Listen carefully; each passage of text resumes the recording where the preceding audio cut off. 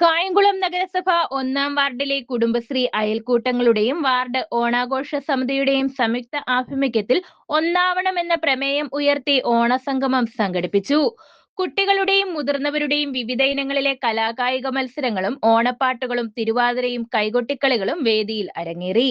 ഓണസംഗമത്തോടനുബന്ധിച്ച് നടന്ന സാംസ്കാരിക സമ്മേളനം വാർഡ് കൗൺസിലർ മുബീറസ് ഓടനാടിന്റെ അധ്യക്ഷതയിൽ സാഹിത്യകാരൻ ഡോക്ടർ ചേരാവള്ളി ശശി ഉദ്ഘാടനം ചെയ്തു.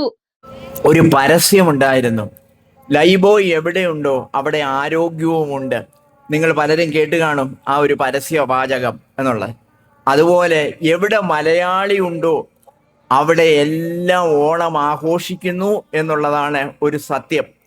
ഈ ഓണം എന്ന് പറയുന്നത് കേരളത്തിൽ മാത്രം ഒതുങ്ങുന്ന ഒരു ആഘോഷമല്ല. അത് ഇന്ത്യയിലെ പല സംസ്ഥാനങ്ങളിലെ മലയാളികളും ആഘോഷിക്കുന്നു. ഇന്ത്യക്ക് പുറത്ത് വിദേശ രാജ്യങ്ങളിലൊക്കെ നമ്മളെക്കാൾ വളരെ ആവേശകരമായിട്ട്, വളരെ ഉജ്ജ്വലമായിട്ട് ആഘോഷിക്കപ്പെടുന്നു എന്നുള്ള കാര്യവും നമുക്ക് അറിയാം.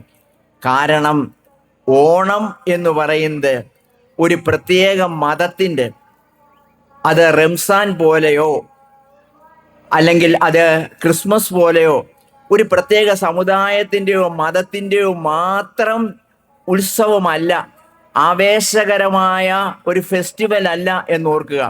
സ്വാഗത സംഘം ചെയർമാൻ റഹീം ചീരാരമത്ത് സ്വാഗതം ആശംസിച്ചു. കവയത്രി മായ വാസുദേവ് ഓണ സന്ദേശം നൽകി.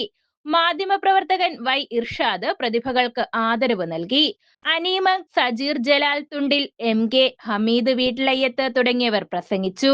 സ്വാഗത സംഘം കമ്മിറ്റി അംഗങ്ങളായ Rashid Odanad, Samad Eerikkal, Anoop Kumar P, R Ganesh Pulliyil, A H Shajahan, CDS അംഗം Jayasree, ADS president R Girija, Sabeeda Latheef, KN Krishnakumari, Rahmath Yahiya, Shajida, Rajeevi Faseela, Mubeer തുടങ്ങിയവർ പരിപാടികൾക്ക് നേതൃത്വം നൽകി. തഴപ്പാട്ട് രചയിതാവ് അനീമങ്ക്, അധ്യാപകരായ ഷീജ, ശ്രീദേവി, സുലൈമുത്ത് തുടങ്ങിയവരെ യോഗത്തിൽ ആദരിച്ചു. News bureau, Kayamkulam.